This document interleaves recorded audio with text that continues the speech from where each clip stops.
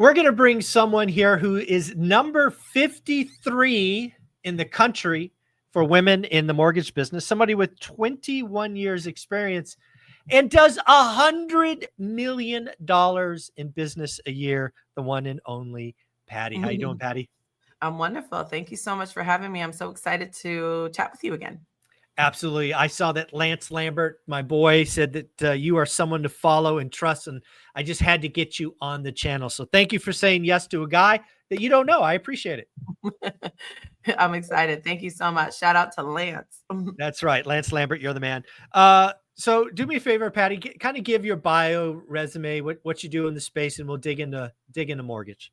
Sure, of course. So I've been a mortgage banker for 21 years now. I started in 2002. I started doing mortgages when you would call an encyclopedia-sized farm book that you would get from the title company. And I was just my first year of college. I ran into a woman who had an amazing business, was inspired, started cold calling, and here I am. So it's been a long time and a fun ride. Now, mortgage, lots of different slices of the mortgage business. Are you mainly residential, commercial? Like, where do you play in the big mortgage space? Yeah, I'm residential. My bread and butter is residential. I do some commercial loans. I do hard money loans. I do SBA loans. I have, one-off situations. I always like to say I have a small little side commercial branch, but my bread and butter is residential. That's where my numbers that are recorded and publicized come from. There you go. Well, let's talk residential, because again, if you've been doing mortgage this long, again, it's really funny. I had my first residential mortgage back in 2001, and I guess I did my last residential mortgage. When was the last one I bought? Maybe 2023. It's fair to say that residential mortgage is very different today than it was pre-2008. Is that fair to say? It's fair to say. Yeah. I always say the subprime industry is rebranded as non-QM. We can talk about that. Yes. Very different. Yeah. So let's break that down, right? Because if you go back to, let's call it 2007 and before, subprime and where I actually spent a lot of time, and you'll know this, was something at the time called Alt A, right? There was prime, there was Alt A, and then there was subprime. And the reason obviously I fell into Alt A is it was perceived to just be faster, quicker. Yeah. Right. That's that. So let's talk about that era, because and then the aftermath is pretty well publicized, but let's talk about that era for a minute. Yeah, that era was fun. So Alt A, you would go with an Alt A product if you wanted to, like you said, provide less documentation. The A paper is your standard, I would say, jumbo loans of today, because that level of documentation truly doesn't exist in the conventional space. So you have, your extra things that you have to document, like your verification of rent payments or collecting, alternative data to support your credit worthiness. And back in those days, if you were a loan originator, like it sounds like you were, you would have picked an Alt A product because it was better pricing for the client than subprime. But the worse the client qualifications were, the higher you got paid, which is where steering trouble, took place. Yeah. And to be clear, I was never a mortgage broker. I was just a guy borrowing money. I was just a consumer of a mortgage broker. But it was basically, I remember my guy telling me, we could do prime for you, but it would take a long time. Alt A was marginally different. At least at the time, it appeared to be marginally different. I'm sure, to your point, I'm sure he got paid more now that I think about it, but it is what it is. It usually was about pay back then, but typically, loan processing used to be, you would take this vanilla folder that was legal size, you would have to stack it, and then you're shipping that to an underwriter, right? I mean, like, we weren't even faxing in those days. So you would have this package. And so if you wanted it to be faster, they would just ask for less clarifying documentation. So, that was the line they used to get you. Yeah. So again, the thing I remember about that era is, again, I started buying, I think my first purchase was 01, might've been 02. All the way through 06, 07, it got easier and easier to get lending, because they were just, Wall Street, I guess, was hungry for loans, and the qualifications just kept getting lower and lower and lower, and they were just shoving paper through. Yeah. Yeah, that was an era. I always thank God that during that period of time, I wasn't old enough to understand how greed was, you know. Yeah. I was Yeah. still just trying to figure it out, and I was happy to make a $50,000 check in a month, and I was like, wow, you know, I didn't have the greed factor, but there were machines that were just pumping out mortgages left and right for folks that, Oh you know, yeah. couldn't afford them. I always say you could have breathed on a napkin and you would have gotten a mortgage, you know, you didn't even have to sign the paper. So um, but Yeah. it was this idea of, it was this stated income. So if you Mhm. stated that you made something, you stated your income and assets, and we're not verifying this information, then here you got your approval, and you can get even 100% financing, and you can go buy this house. And it, you know, created the massive wave of inventory that ended up flooding the market because Yep. people didn't have skin in the game. If you don't have skin in the Exactly. game, you're walking away. No, exactly. And then the other thing I remember after that era, I remember going to a bank and trying to get a loan to buy a foreclosed house, right? Because Mhm. housing was on sale.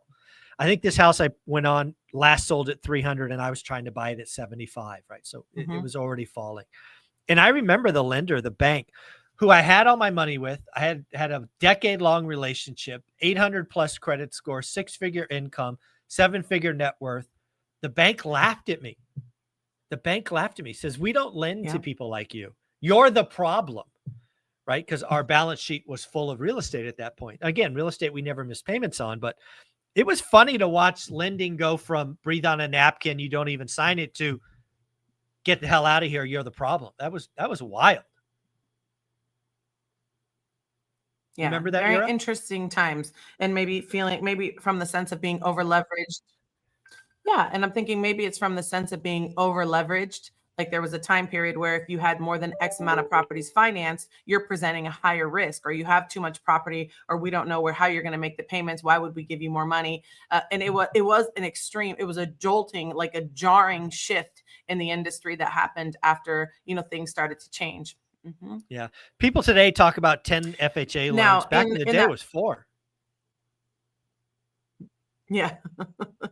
Yeah, well, I don't think you can't have 10 FHA loans. In today's world, Nope. you can have 2 if you're lucky. Oh, And yeah, conventional. I'm sorry. I meant you can get conventional. 2 at the most.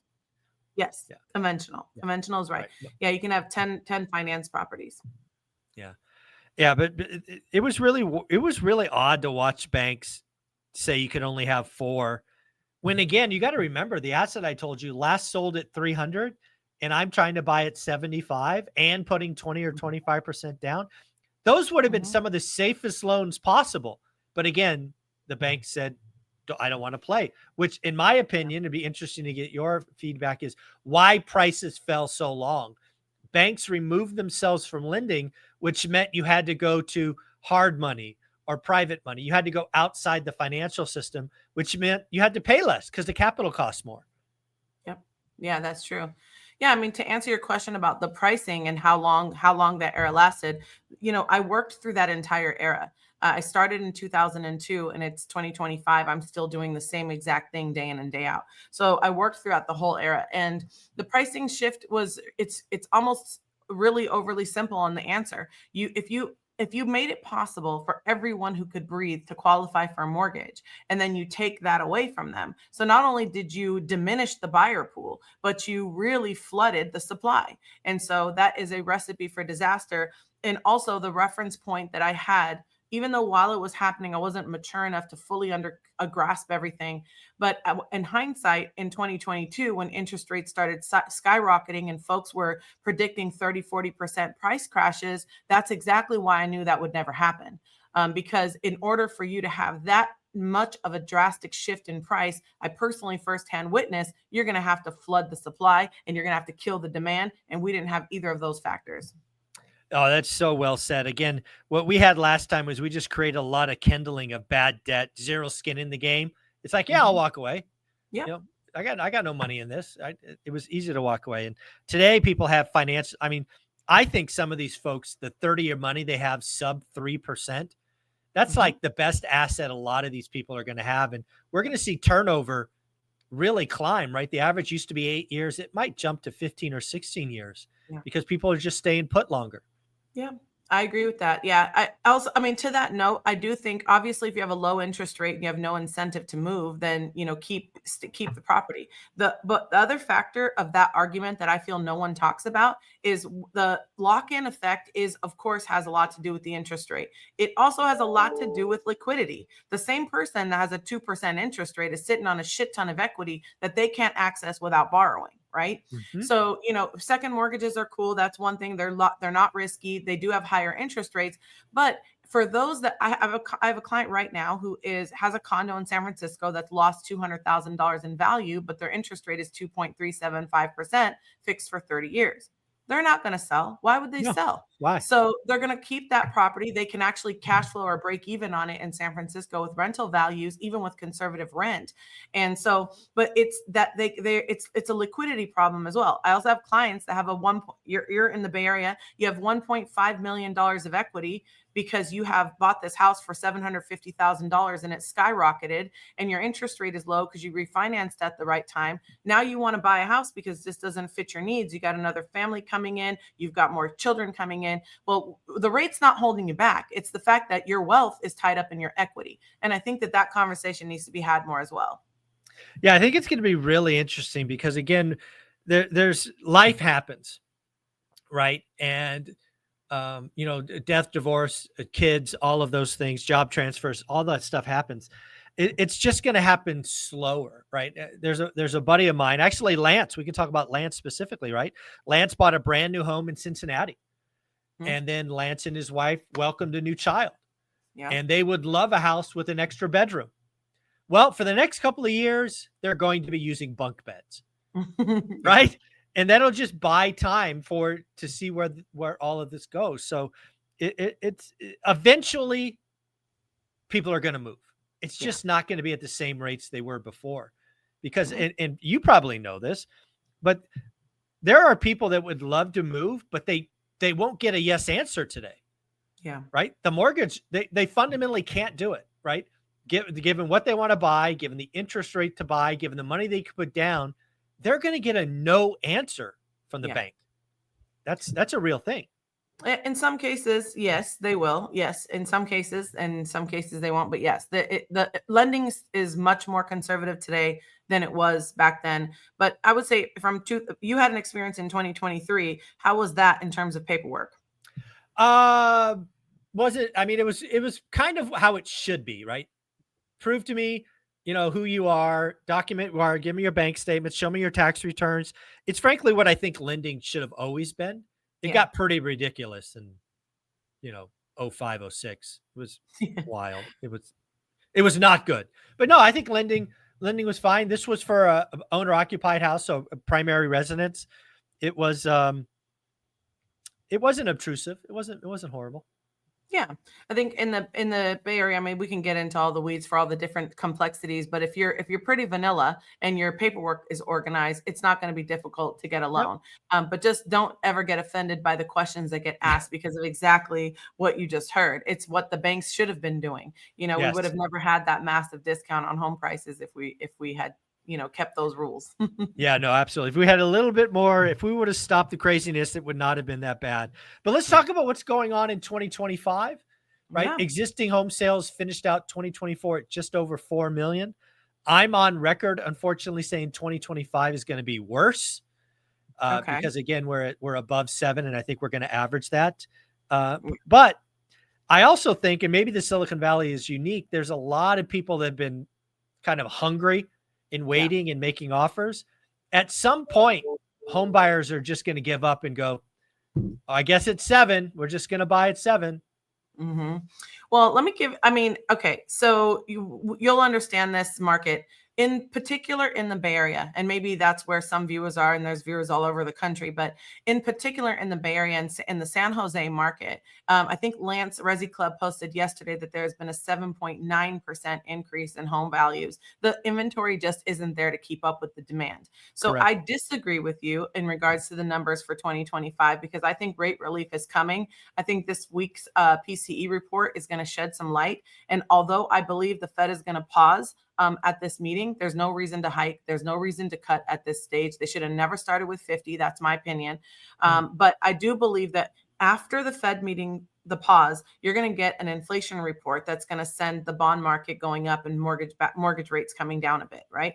And when that happens, I think that people are going to get excited. So you were going to talk about mortgage applications, and that might come up. But in the week ending January 10th, after the holidays, mortgage applications were up something like 33%, and now they're down a couple percentage, right? I'm one person, I'm just one individual, but I can represent what's happening in the industry. In January, I've personally taken more than $51 million of loan applications for home buyers. So Nice. I'm just one human being, right? So from my purview, from where I stand, and I do serve people across the country, but primarily in California, the demand is there. So I think people got used to 7% interest rates in 2023. I don't think it took now, because the interest rates are about 0.25% lower this year than they were last year. And just like with all other news cycles, a majority of the consumers have been massively swayed by headlines that are misleading. Now they've figured out, okay, that volatility is just going to keep being, I don't know what to rely on. Let me focus on my plan. My plan is this. And people really do buy based on the payment. If I can afford the payment and this feels comfortable to me, I'm going to move forward. And even if we do see supply rise and that creates some level of, hope for folks on price points, that window is pretty short. Because as soon as you have interest rates even shift by 0.25%, those headlines are going to drive more buyers out. So I just don't think that supply and demand are going to get balanced this year. And I do think that the extra inventory that hits the market for people that are tired of being on the sidelines is going to improve the sales numbers in 2025, and might prove you wrong there. No, I love disagreement, healthy disagreement from experienced folks. It's going to be interesting because, again, we get that PCE number, which is the inflation print you're referring to on Friday. Yeah. As you know, but we'll bring the audience along. It's actually expected to go up, right? It's expected to go up from 2.6 to 2.8. Again, it's to be expected, so it's not supposed to be a surprise. I just, and obviously we're talking on Wednesday, right? It's Fed Day. There's no chance in hell they do anything. It's a pause. It's like the most boring meeting ever. But it'll be interesting, I think, because I think I think the Fed is now split. I think there are people like Christopher Waller who want and see a March rate cut. And then there are people like Michelle Bowman who are like, dude, we're not going to have a cut all year. So I do think the Fed is starting to splinter. So we'll see which way the wind blows. Yeah, I think in the short term, you're going to see that the numbers on the PCE report in the short term are going to reflect a trajectory that's headed downward. And I think the bond market will probably focus on that because of one major element, which is your area of expertise. You could probably speak on this all day, which is shelter.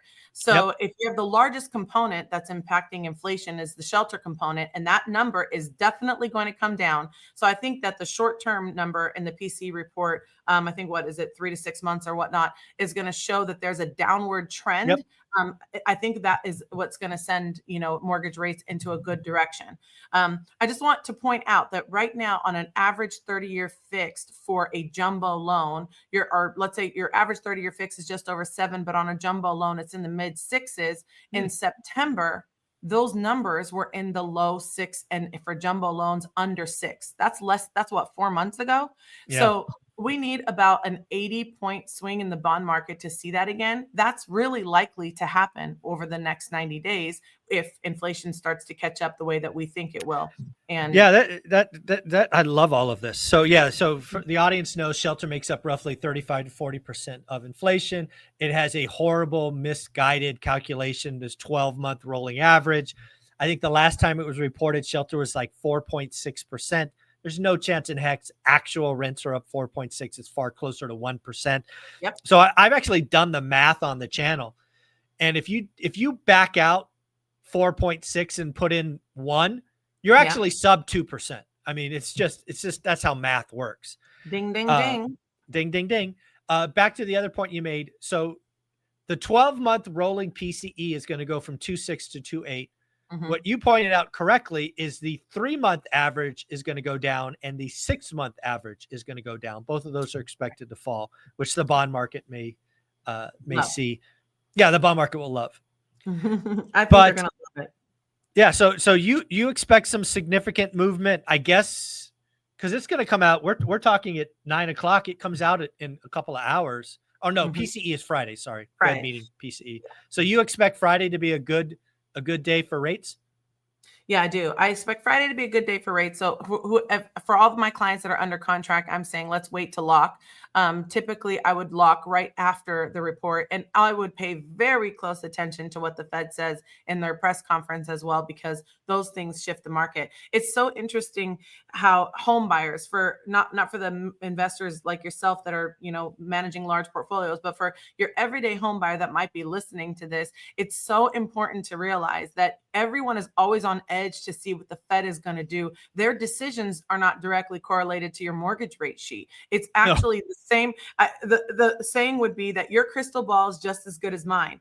The markets are swaying based on what predictions they're making about where things are headed in the short and long term. So I think the numbers to watch are going to be inflation and any job related news. Yeah, I think those are the two things. I think, again, it's really funny. People are talking about, Trump beating up on Powell for a rate cut.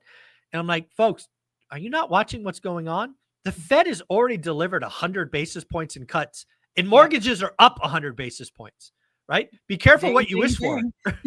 Exactly. Oh my gosh, exactly. I want people to understand the point of a cut is to speed up the economy. The economy was too fast, which is why they started hiking. The 50 basis point cut was premature. If he kept that going, I think we would have had a little bit more stability going into this year. Yeah. It's funny. I actually think the December cut was a mistake. That's the one that so it's funny. We both see an extra 25 as being wrong. Yeah. That December cut, that was just a mistake in my opinion. So again, PCE is going to be interesting. The Fed talk. So what is how many rate cuts does your crystal ball think we have this year? Wow. Okay. If I had to bet money on it, yeah, I think we're going to have 4. I think I'll take 0. I'll take 1. I'll take 1. We'll have 4. We'll have 4 because I know that Jerome Powell, and Jerome, I love you. I think you've been doing a good job, taking those punches. If you're watching, getting beat Jerome, up. Yeah. Rome, I love you. But I do think that despite what he says, a little bit of pressure from this administration will probably go a long way. I actually am in favor of a lot of the policies that are being implemented because, here's the thing. I'm from California, and if you say you like anything Trump does, you're probably going to get, killed. You're going to get ostracized somewhere, but the whole point is that these policies are what we need. The number one cause of inflation is government spending. If you guys just refocus on the conversation we just had about crushing demand and in flooding supply, then you would understand why price goes down. You can't have spending power if there's multiple dollars being printed at a fast rate with no checks and balances over and over again. So this pullback in government spending and this aggressive approach that the Trump administration is taking from day one is very healthy for the markets. You have to stop printing money and you have to stop excessive spending in order to create some balance in this equation. I think that that's going to be the unspoken the unspoken thing that's massaging the neck of the bond market, saying, hey guys, we're going to decrease this money supply. That's going to help inflation. I want you guys to see this as a good thing. And I think that's what we need to think about a little bit more. Yeah, I think Trump has to show that he's bending the curve of all of this excessive spending. And he doesn't have to bring it down, but he's just got to show the curve is bending. And I think the bond market will just love that. The problem is I don't see that till 26 verse 25. So I'm going to play out these 4 rate cuts. Okay. So if you're betting currently 4 rate cuts, I'm going to just guess that, i.e. inflation comes down. I think you kind of hinted that's where you see inflation going down, but you probably also think the job market breaks. The last unemployment reading was 4.1. So are you thinking we may go as high as 5% or something to get 4 rate cuts? I definitely don't think we're going to, if the numbers remain as, in my opinion, manipulated as they are. You're talking about a job survey. I was trying to explain this to my mom, who's 75 years old, and she's an immigrant. Okay. So it's like hard to explain certain things to certain people. So I just gave you the most difficult conversation I have. So I'm letting her know that what happens is these are surveys. They pick up the phone, they call various people and say, are you working? Are you not working? Are you going back? How hard is it to get a job?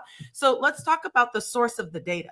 And we're talking about these massive amount of jobs that are created, but the hiring number is down 5.3%.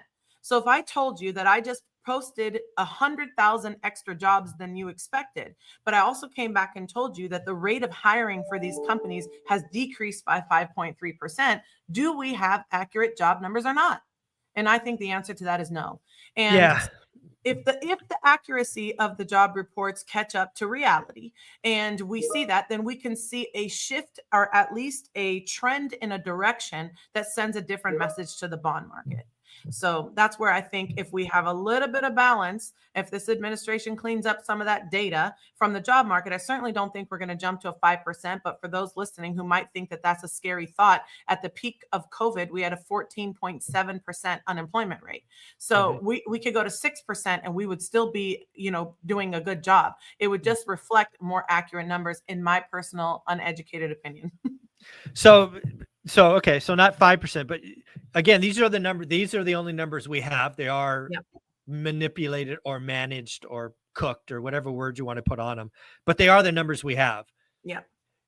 I could not imagine 4 rate cuts if unemployment is at 4.1%. I can't see that.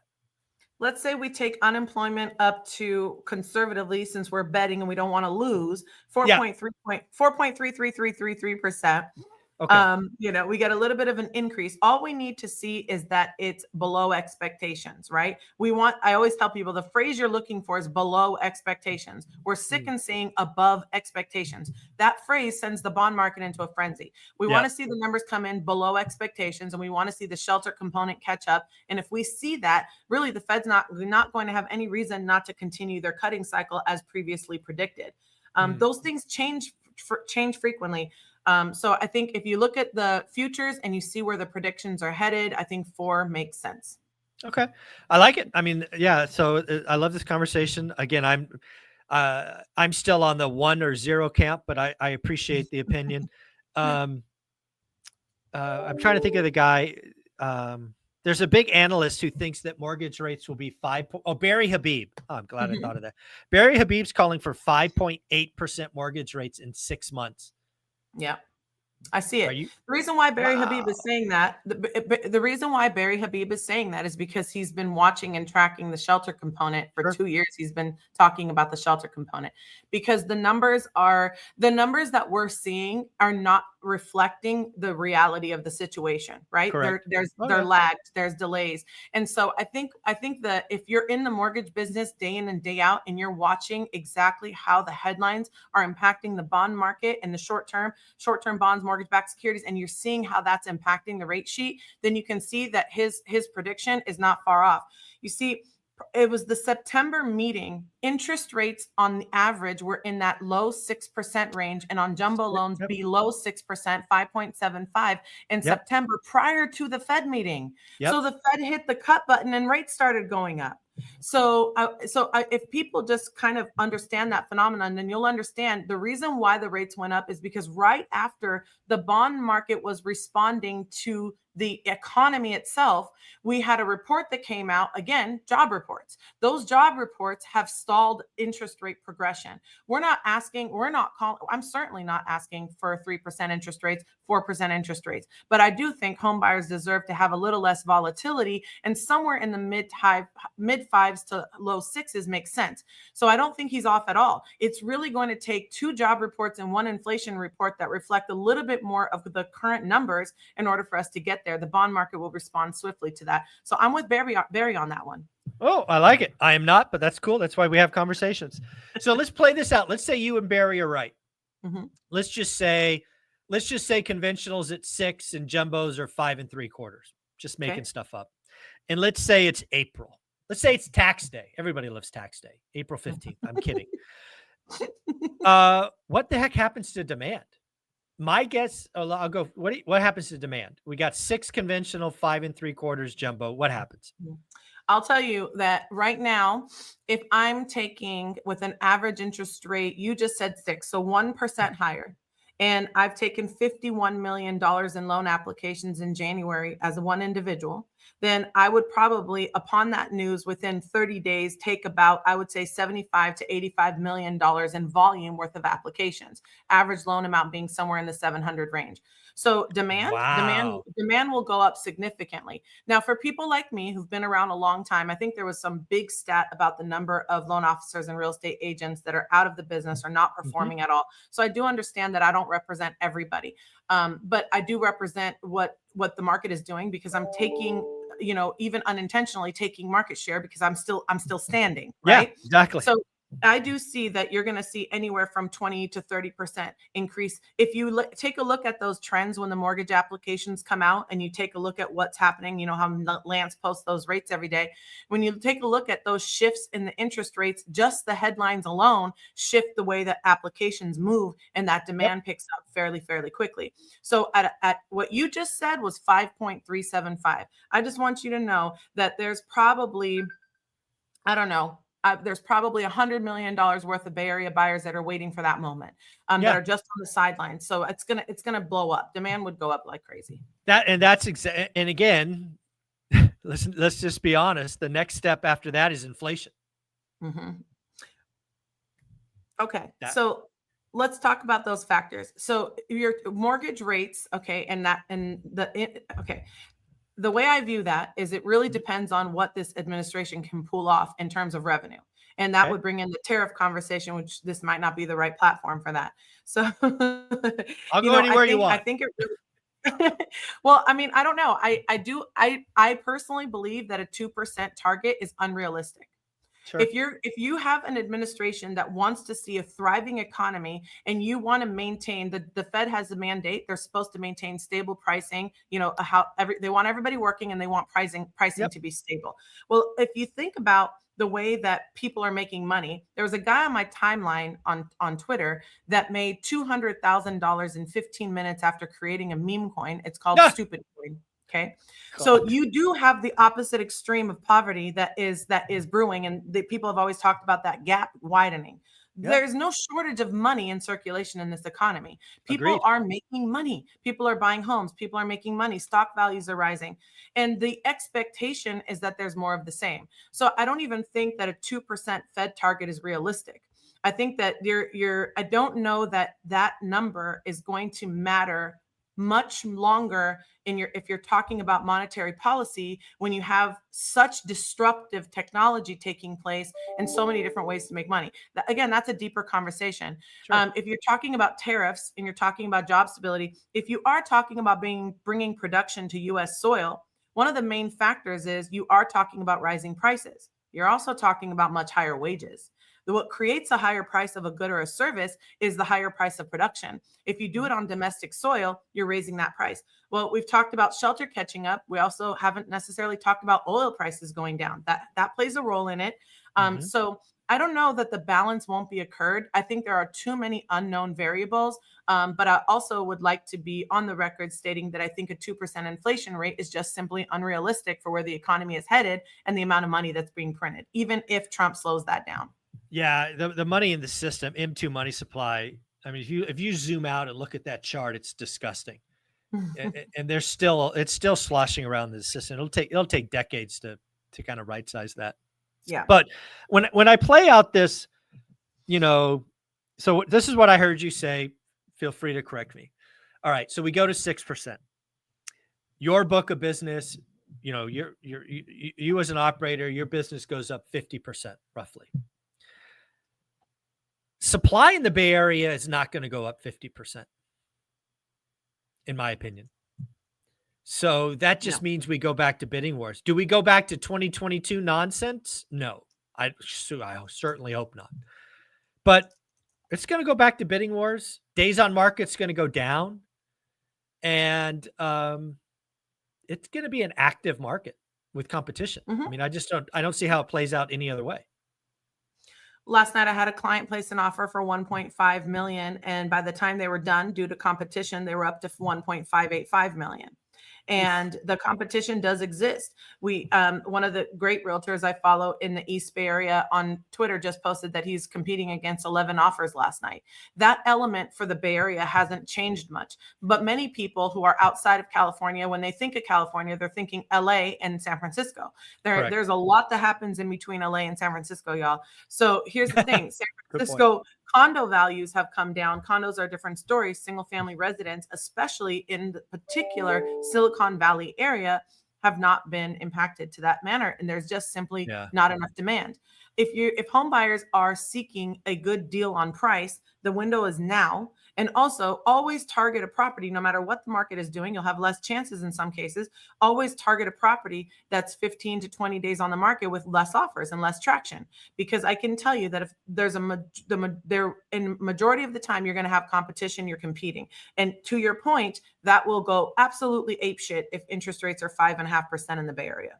Oh, it'll be bananas. Yeah. Again, the Bay Area is kind of unique, kind of like Seattle. There's so much RSU or stock money people have. It's, AI money, NVIDIA and all of that just going crazy. So definitely not the entire country. But yeah, if we get rates down to 6%, I think the entire country demand goes up 50%. And I just don't know where the supply is going to come from. Because again, it's funny. So let's talk about something I haven't talked about in 6 months. Okay. I have been trying to figure out at what rate unlocks the move up buyer, right? We talked a little bit about turnover, lengthening out earlier, but there has to be a rate where, somebody who has a 2%, 2.5%, 3% mortgage goes, okay, I need a change. I will get rid of my 2.5 and I'll take an X to get a bigger house, better area, newer house or whatever. I have often thought it's kind of close to 4.5. Like some people will change at 5.5. Some people will change at 5, but I think the masses unlock at 4.5. Now I'm not saying we go to 4.5. I'm just trying to figure out what number does somebody sell a 2.5 and take. I'm going to guess 4.5. How's that feel? I think 4.5 is a smart number. I think that it won't take 4.5. I think that even interest rates going towards the mid 5 range would do it. I think 5.5 is the number. And the reason why I'm saying that is because if interest rates go to 5.5%, I think the psychology factor has to be, it's just as relevant, because they'll feel like, oh, interest rates are headed in the right direction. And it might get them, let me apply, let me start looking, and it might increase the buyer pool a little bit. They might not be ready to pull the trigger until it hits closer to 5 or below, but they're going to start having the conversation and taking the actions in that mid 5 range, which also impacts those numbers for applications.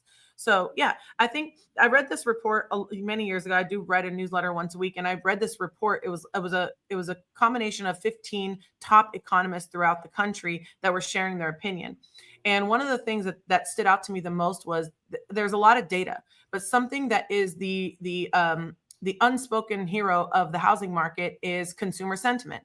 You know, their psychology matters. And these headlines are messing with people's emotions. I keep telling people it's like dating someone who's giving you mixed signals. You never know what's going to happen.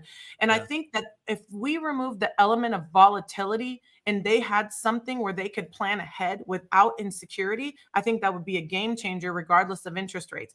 And I'm not saying that the 2% buyers moving up when there's an 8% interest rate, but I am saying I don't think it takes 4.5. I think it takes some stability. Yeah. We've definitely got to stop these wild swings. We've seen, 3-4 standard deviation moves in interest rates in a day. It's been multiple price quote changes. It's got to be wild sitting in your seat watching all of this happen. So let's play it out. So existing home sales. Last year we did 4.06. These are obviously national numbers. Given that you think rates will be coming down, I suspect you think we do more than that this year than last year. I do. I think that the number of transactions will pick up, albeit slight. I just like with the unemployment question, we're talking about a minor shift upwards, but I do think that the trend is going to continue to be upwards. I don't think we're going backwards in 25. I think that people are excited about buying. No, I think, again, the consumer psychology is, you're absolutely right. We got to study the consumer. It'll be interesting. I think, if you get 6% mortgage rates, you will be right. You'll be right. I guess I just don't see 6%. So that's where we disagree. But if somebody's looking to buy, sell, refi in the Bay Area or anywhere across the country, Patty, how do they reach out to you? How do they follow you? Yeah, thank you so much. At Patty Goodspeed, I put that on the screen. That's I'm at Patty Goodspeed across all social media platforms. I'm Nice. pretty easy to find. A quick Google search. I'm everywhere. PattyGoodspeed.com. My cell phone number is on my Instagram page. You can find me. There you go. Give her a follow. Say hi. Say thank you for coming on One Rental at a Time. I would appreciate it. Patty, thank you so much.